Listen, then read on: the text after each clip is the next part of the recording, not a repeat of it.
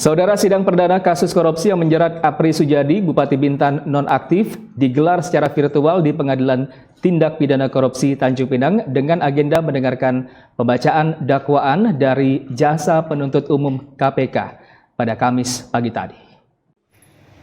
Dakwaan yang dibacakan oleh Jaksa Penuntut Umum Komisi Pemberantasan Korupsi Budi Nugroho didampingi Joko Herman, yakni memperkaya diri sendiri, orang lain, dan korporasi terkait kasus korupsi pengaturan barang kena cukai dalam pengelolaan kawasan perdagangan bebas dan pelabuhan bebas Bintan, wilayah Kabupaten Bintan tahun 2016-2018. Hal itu sesuai dengan pasal yang disangkakan kepada terdakwa, pasal 2 ayat 1 atau pasal 3 Undang-Undang Nomor 31 Tahun 1999 tentang pemberantasan tindak pidana korupsi, sebagaimana diubah dengan Undang-Undang Nomor 20 Tahun 2001 tentang pemberantasan tindak pidana korupsi, junto pasal 55 ayat 1 ke 1 KUHP junto pasal 65 ayat 1 KUHP.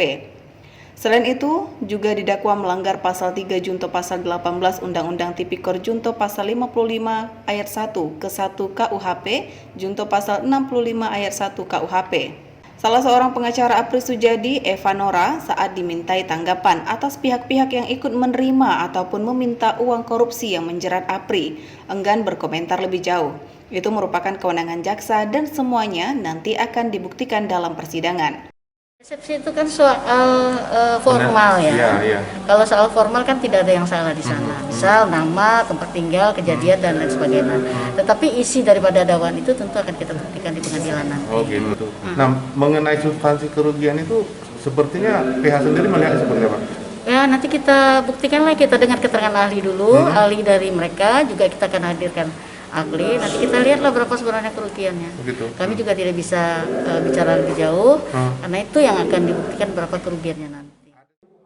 Selain Apri Sujadi yang menerima 3 miliar, dalam dakwaan jaksa terdapat 9 nama yang ikut menikmati uang korupsi tersebut, yakni diantaranya anggota DPRD Bintan, Yatir, disebut menerima sebesar 2 miliar, mantan Wakil Bupati Bintan sebesar 100 juta, PLT Kepala BP Kawasan Bintan Muhammad Saleh Umar sebesar 415 juta rupiah.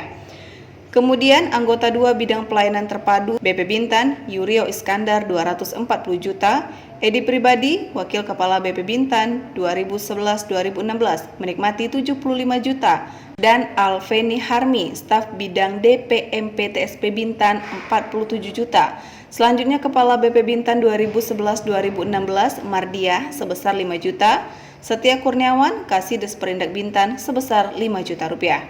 Anggota bidang perdagangan dan penanaman modal BP Bintan, Restaulina Pitupulu sebesar 5 juta, dan staf sekretariat bidang perindak dan penanaman modal BP Bintan, Yulen Helen Romai Dauli sebesar 4,8 juta atau sekitar jumlah tersebut, memperkaya 16 perusahaan distributor rokok seluruhnya sejumlah 8 miliar rupiah.